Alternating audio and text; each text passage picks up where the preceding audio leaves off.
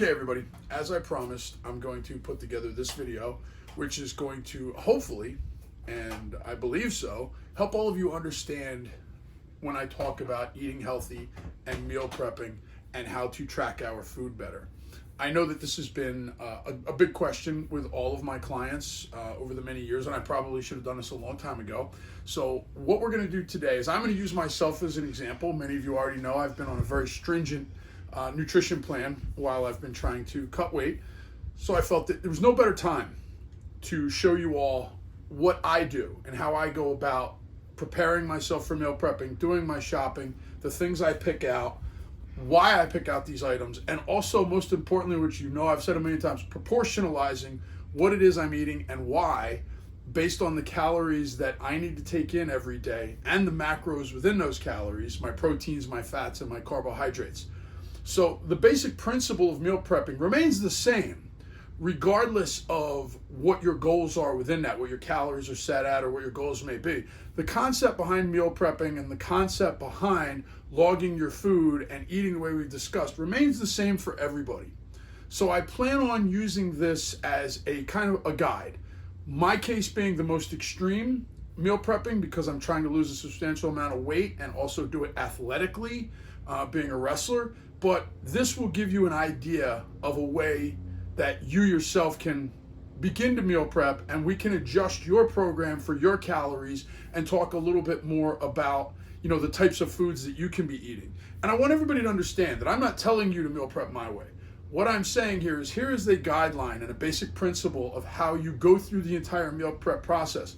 Now, for each one of you, you and I will sit down and we're going to discuss your calories. And we're going to discuss your calorie ins, your calories out, and the macros that they need to be. And we'll be able to adjust your meal plan based on that.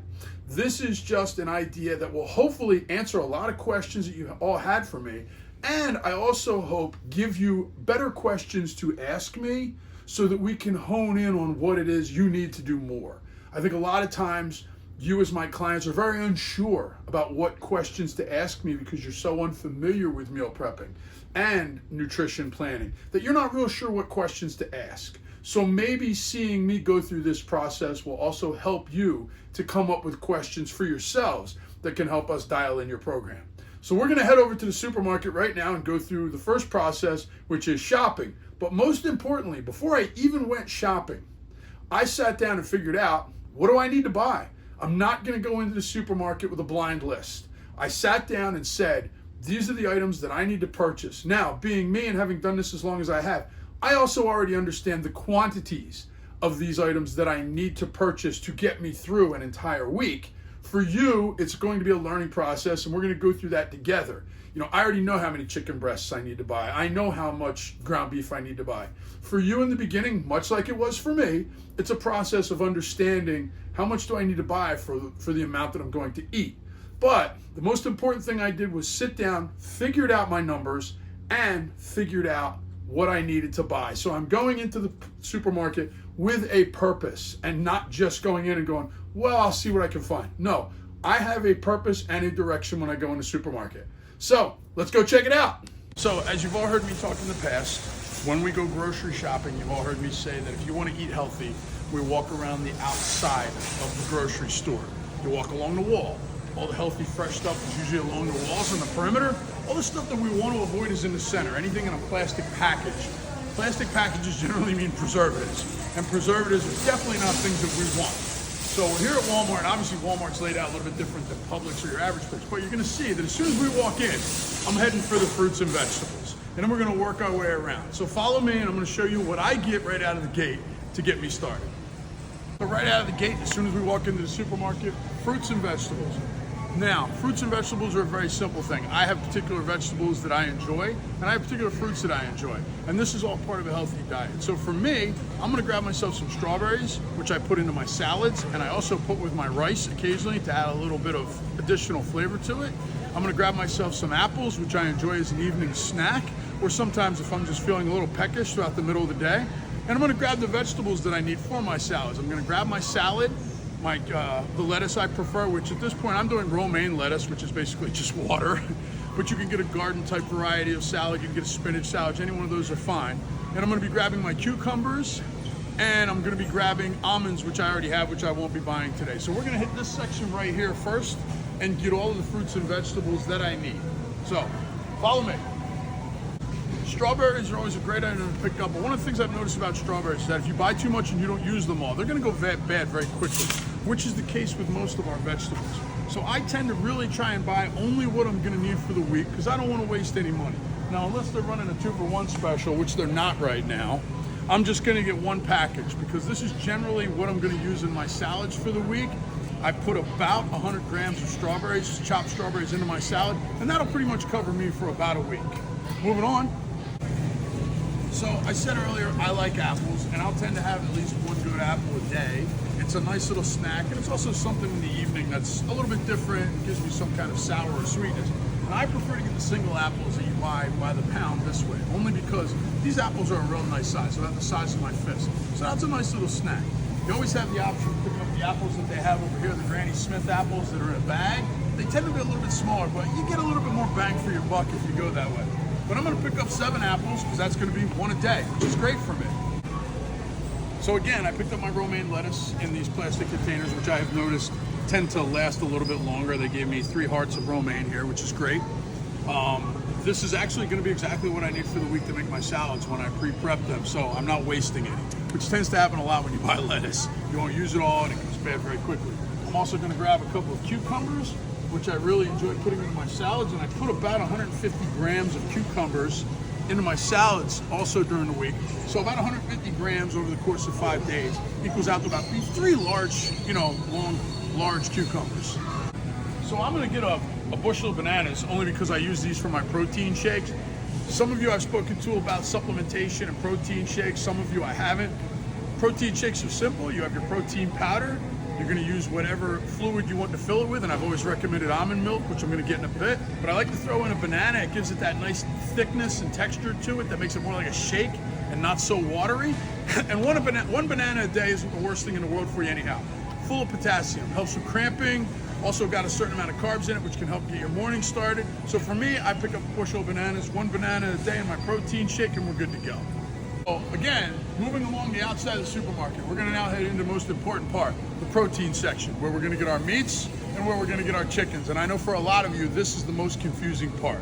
So follow me, we're gonna take care of our ground beef right now. So we talk about ground beef and we talk about our steaks, and I always talk about how I'm a meat lover. So I'm always gonna come and get myself some ground beef for a nice steak. Very high in protein, and to a certain degree, you get some good fats out of them too. So anytime I'm talking about my ground beef though, I wanna get the leanest kind of ground beef there is. And ground beef comes in a couple different ways. Obviously, you can get it at 80% lean and 20% fat, which I honestly don't recommend. 20% of the meat is fat. It's going to cook off when you make it. It's gonna burn off in the grill, it's gonna burn off in the pan, and it's gonna make your food very fatty and greasy. And it's gonna shrink the amount of actual meat you're getting. So when you weigh it out cold and then you cook it, you're actually getting less meat to you. I prefer to buy the 93% lean, 7% fat. Yes, it costs a little bit more, but it's a better bang for your buck. It has a leaner cut of meat, less fat involved in it, so when you weigh it out proportionally, you're gonna get more meat in your food as opposed to cooking off all those fats. And there's less fat to drain because the fat from meats is not necessarily something we want to be consuming too much too often. So the leaner the steak, ground beef, the better. Being a meat guy and a steak guy, I love to pick up a good piece of steak. And right now, yes, steak is incredibly expensive. Even the New York strip, which I feel is always one of the most flavorful steaks, that's a little bit more than I want to pay, $40 for 3. But what I do like to do every now and then is pick up a nice London broil. You can get a nice 2-3 pound London broil that generally only costs you somewhere between $10 and $15. And if you portion that out properly to 200 grams of London broil per meal, you're gonna get 3 or 4 meals out of it. If you cook it well in a broiler or you throw it out on the grill, if you like it really cooked well, you cook it well. If you like it a little bit more raw, cook it a little bit less.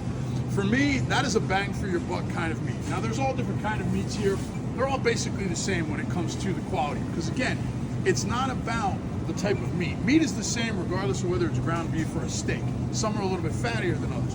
What counts though is the proportional sizes, which we're gonna get into when we get back to the kitchen.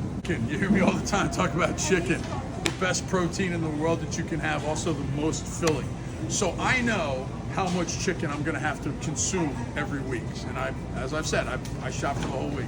So I'm gonna get myself 3 packs of chicken breast. This is gonna be enough chicken for me to make it 7 days. If you're looking for good prices by the pound, you're looking for anywhere between $10 to $15 per package of chicken. And here at Walmart, you get a pretty nice sized package. Now, if you go to Costco or Sam's or BJ's, one of your other wholesale places, you can get larger packets of chicken at a higher quantity for a better price. But I like to do one-stop shopping, and a lot of things I want I can't get at Sam's, so I just go to one supermarket, preferably Walmart, to get it all. The 3 packs of chicken is going to cover me for the entire week, as well as that log of 93.7 ground beef I got. That's going to cover me for the week also. We're going to talk about those proportions again when we get back into the kitchen. So now we've got our proteins, we've got our vegetables and our fruits. Now let's move into our auxiliary items. We're going to talk about our rice. So we're going to stop over and get the rice that I prefer, because I'm a little lazy and it's a little bit easier and faster to cook this for me, and it saves time in the kitchen. But we're going to cover, there's a lot of different kind of rices that you can get depending on how you feel like cooking. So let's go check that out right now. So rice section, here we are. Obviously you've got all kinds of different rices here. We've got bulk rices on the bottom in the larger bags.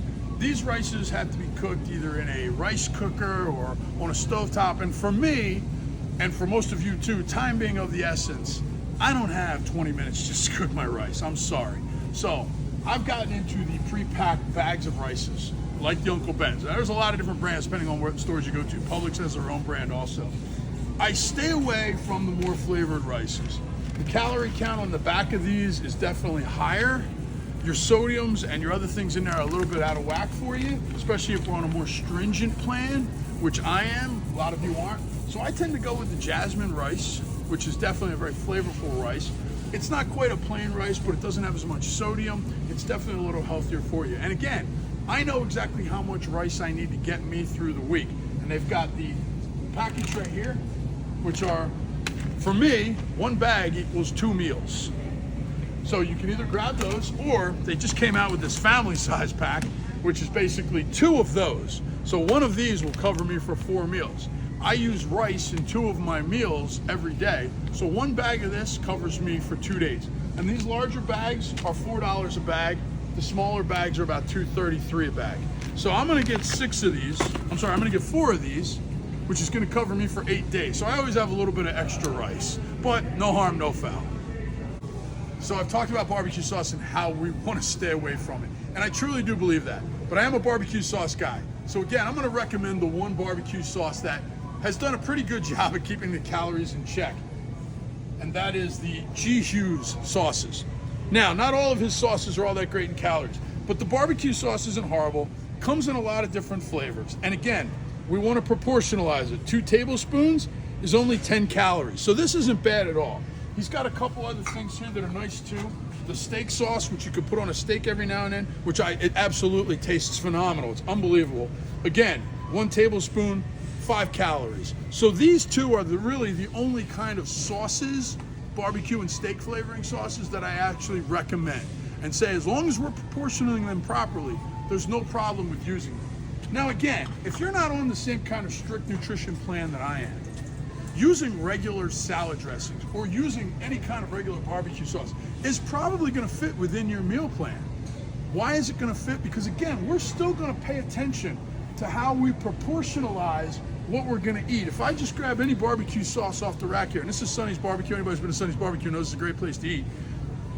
You know, obviously it's 60 calories per serving, which isn't that horrible, but the serving size is 2 tablespoons. I don't wanna take this jar, open it up and just pour it all over my food like a waterfall. I wanna properly follow the proportion sizes, because then I'm staying within the recommended daily amount of calories that I should be taking.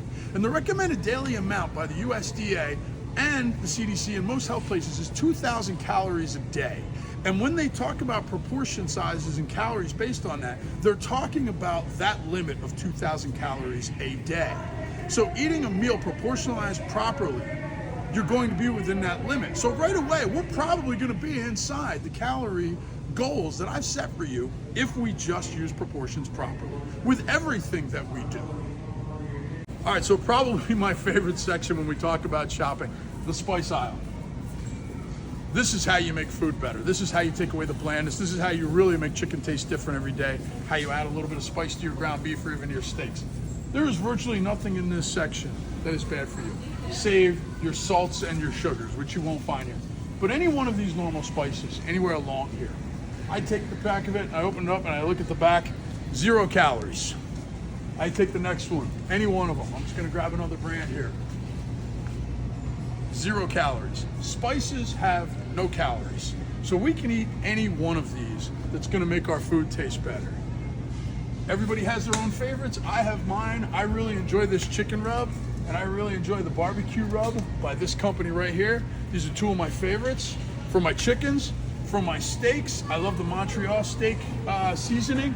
I also really enjoy the Chicago seasoning by Grill Mates, which I'm not seeing right now. They're probably out of it, and I already have a lot of that at home anyhow. And the Chicago steak seasoning right up here, which I love to death, and I have plenty of that at home too. They also make a great gourmet burger one also. I don't see that right here. I'd have to look up a little bit longer. But any one of these seasonings, and honest to God, what I do with the seasonings for my chicken, I will pour this into a Ziploc bag or into a bowl. I put my chicken piece right in there and shake it, like shake and bake. The whole chicken is covered with the spice, and then I throw it on the grill, or then I throw it in the pan. I don't just lightly season it while it's cooking. Hell no.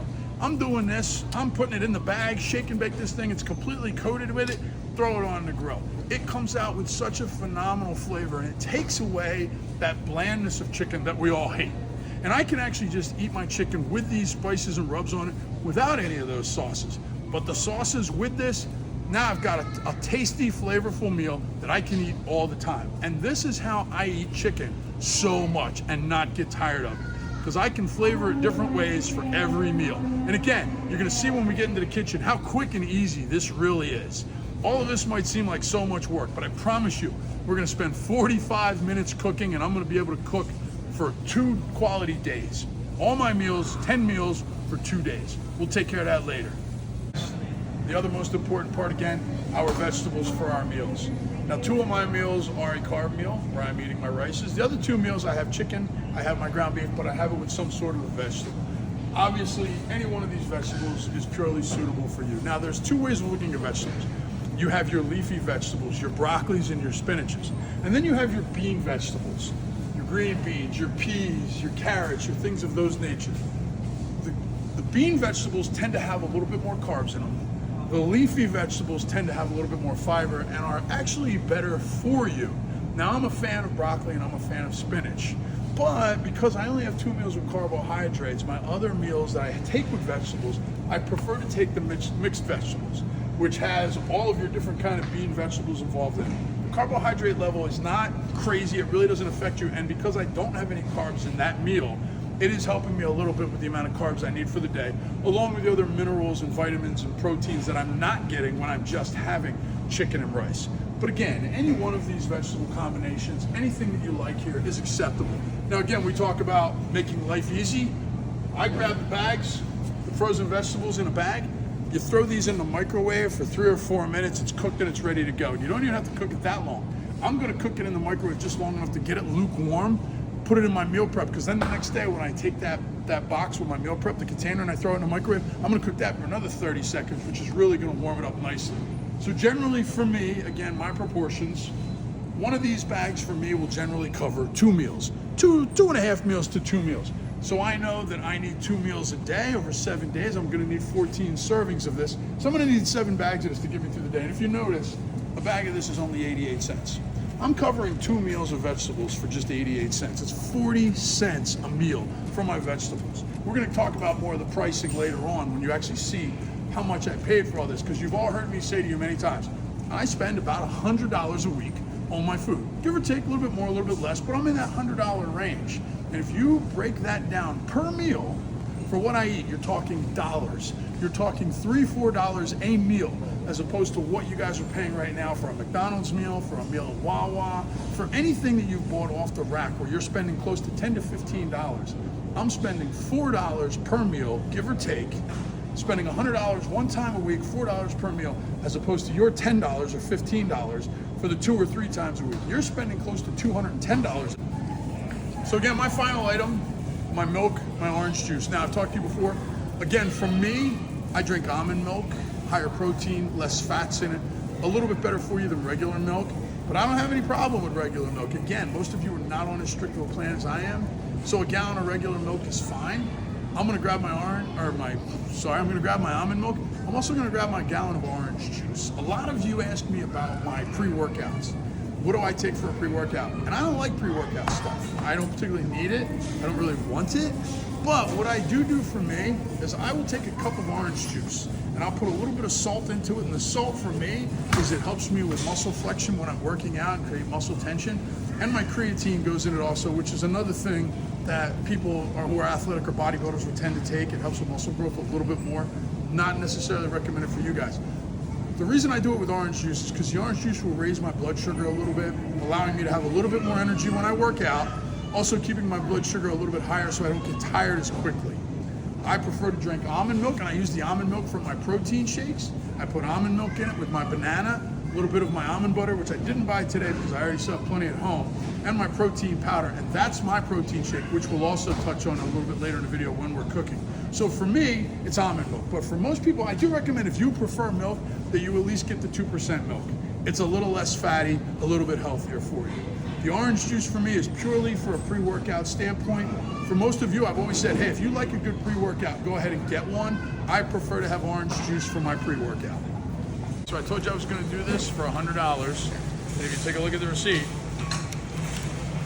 I came out to $105. And I actually had to buy $2 worth of extra stuff for my grill to repair it. So it really came out to about $103. And generally that's what I spend every time I go shopping. Once a week, I spend $100 and I eat 5 meals, 6 meals a day. So do the math. 6 times 7 is what? How much is 6 times 7? It's 40 something, right? I don't even know. 6 times 5 is 30, 36 is 42. So for 42 meals every week, I spend $100. Do the math on that. What's 100 divided by 42? Basically, it works out to about $2 to $3 per meal. So per meal every day, I spend $3 on every meal, and I eat 6 times a day. All right, so we're gonna head home now, and I'm gonna show you how to start prepping your food even before you cook it, so that you can keep it fresh and ready to be cooked every 2 days when we're gonna cook. But we're gonna take all of this and we're gonna prep it. It's gonna take us probably about half an hour to an hour to have it all pretty much prepped and ready. So on the days that I'm ready to cook, I can grab it and just throw it on the grill and get that all done within about a half an hour to 45 minutes. So let's go and do that now.